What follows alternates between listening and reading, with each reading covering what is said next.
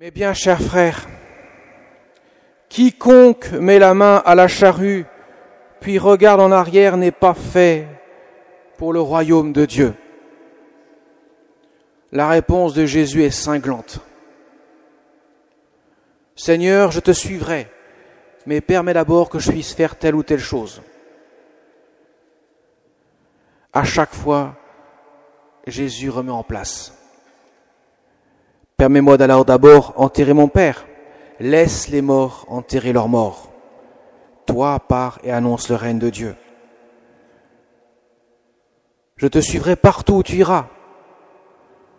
Mais l'exigence de Jésus est telle, les renards ont des terriers, les oiseaux du ciel ont des nids, mais le Fils de l'homme n'a pas d'endroit où reposer la tête. Alors qu'est-ce que Jésus veut nous dire à travers ces paroles qui paraissent assez raides? La suite de Jésus, quand Jésus dit « suis-moi », c'est un radicalisme qu'il demande. Alors pas forcément comme on pourrait l'imaginer. Souvent on pense que Jésus demande de quitter plein de choses, extérieurement parlant, mais souvent c'est pas les choses d'extérieur, c'est d'abord l'intérieur. Si je ne suis pas prêt à tout quitter intérieurement, je ne suis pas réellement Jésus. Alors ça veut dire quoi quitter intérieurement? Vous allez me dire, les prêtres, ils quittent tout, les religieux, les religieuses, les moines, les moniales. Saint-Mexan, que nous fêtons aujourd'hui, est un moine, il a tout quitté, il a quitté son pays du sud, là, Agde, où il est né, pour venir ici, en quelque sorte, s'enterrer ou s'encloîtrer, avec quelques moines autour d'Agapite, Saint Agapite, le fondateur de ce monastère. Oui, ils ont tout quitté, effectivement, matériellement parlant. Mais on peut être un moine dans un cloître et ne rien quitter. Ça veut dire quoi, quitter tout? Ça veut dire s'attacher à la volonté de Dieu. À la volonté de Dieu. Vous avez remarqué, dans Notre Père, on dit que ta volonté, on ne dit pas que ma volonté. Parfois, on aurait envie de dire à Jésus, Seigneur, que ma volonté soit faite. Non, Jésus dit, il faut que tu dises que ta volonté soit faite. C'est la volonté de Dieu. Quitter tout, c'est en quelque sorte épouser la volonté de Dieu. Alors on peut être marié, on peut avoir des enfants, on peut avoir des petits-enfants, vivre dans le monde et tout quitter. On quitte rien extérieurement, mais intérieurement, on s'attache à la volonté de Dieu. Ça veut dire ça, suivre le Christ. Alors ça veut dire quoi, concrètement, tout quitter intérieurement? Ça veut dire accueillir ce qui m'est donné de vivre au jour le jour. Je vis des choses très difficiles, je vis des épreuves, je vis des difficultés, je n'y peux rien. Eh bien, Seigneur, je me remets entre tes mains. Je te fais confiance. Comme Jésus l'a dit à Sainte Faustine, tu indiqueras sous le tableau de Jésus miséricordieux, Jésus, j'ai confiance en toi, la confiance. Ça veut dire que si j'ai confiance en Dieu, même si les malheurs me tombent dessus, j'ai confiance en Dieu malgré tout. Parce que Dieu m'aime plus que moi-même et qu'il ne peut pas m'abandonner si je m'en remets à sa volonté. Alors peut-être ne fera-t-il pas ce que je veux qu'il fasse. Mais encore une fois de plus, ce qui est le plus important, c'est la volonté de Dieu qui se produise dans mon cœur et non pas la mienne. Alors ça peut passer par des dépouillements énormes, des renoncements, effectivement. Mais Jésus nous apprend que dans l'amour, et l'amour veut dire renoncement, quand j'aime quelqu'un, je renonce à moi. Si je ne renonce pas à moi, c'est que je n'aime pas. Le sentiment, le guili dans le cœur, ça ne suffit pas. Ça n'a jamais rendu quelqu'un profondément heureux dans la durée, parce que l'amour véritable, c'est avant tout un acte de volonté qui passe par des renoncements. Eh bien, Jésus, par des actes de renoncement, nous apprend à aimer.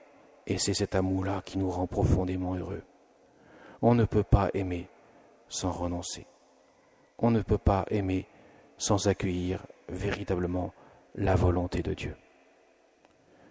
Ou alors, on aimera avec des échecs.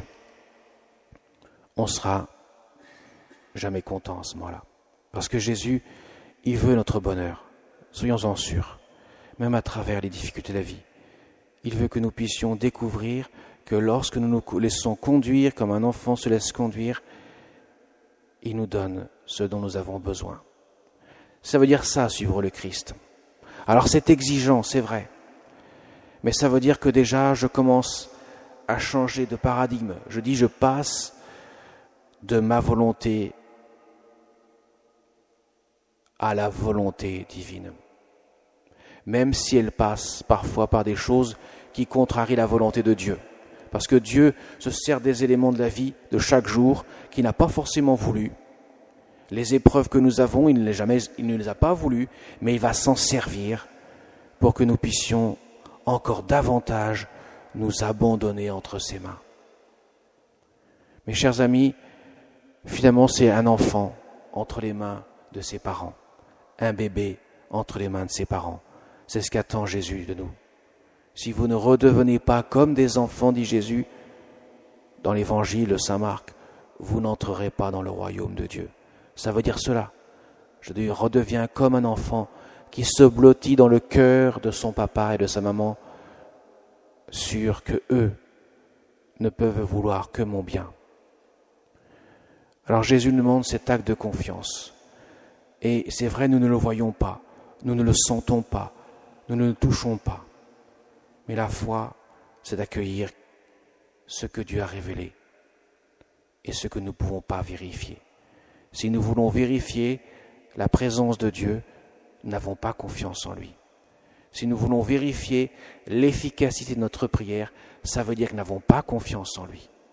Une confiance, c'est une confiance. Ce n'est pas un demi-confiance. Jésus n'aime pas les choses à moitié.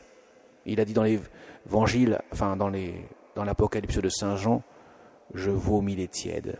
Ça veut dire, tu es entre deux chaises. Tu n'es pas vraiment brûlant, tu n'es pas froid, mais tu n'es pas bouillant. Vous voyez, mes chers amis, Dieu ne demande pas des choses extraordinaires finalement. Il demande simplement de faire confiance. C'est ce qu'il y a de plus facile à faire, mais c'est ce qu'il y a de plus difficile à mettre en œuvre. Vous allez me dire, c'est paradoxal. Et oui, c'est facile de faire confiance.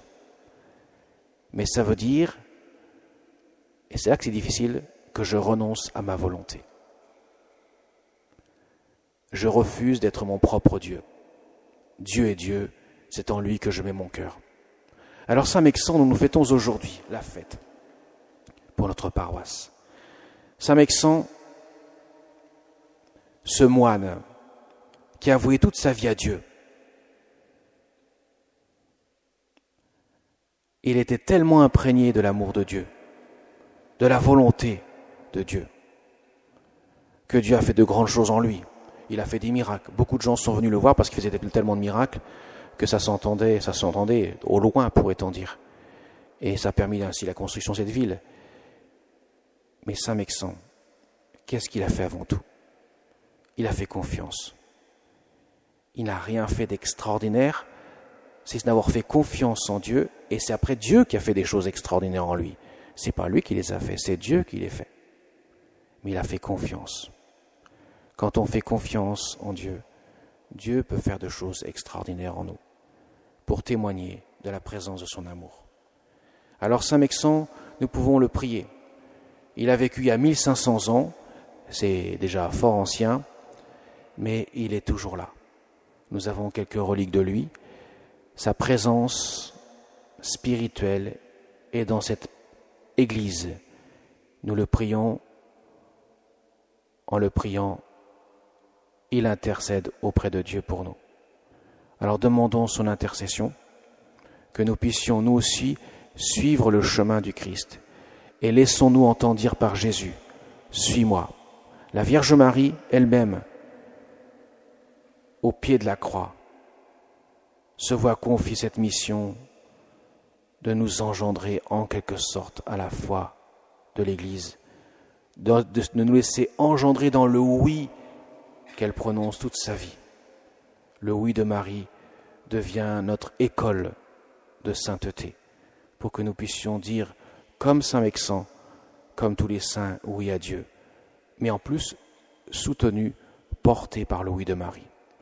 Alors demandons à la Sainte Vierge aussi, elle qui est toujours là, notre maman du ciel, pour que nous puissions répondre toujours, oui, Seigneur, je te suis.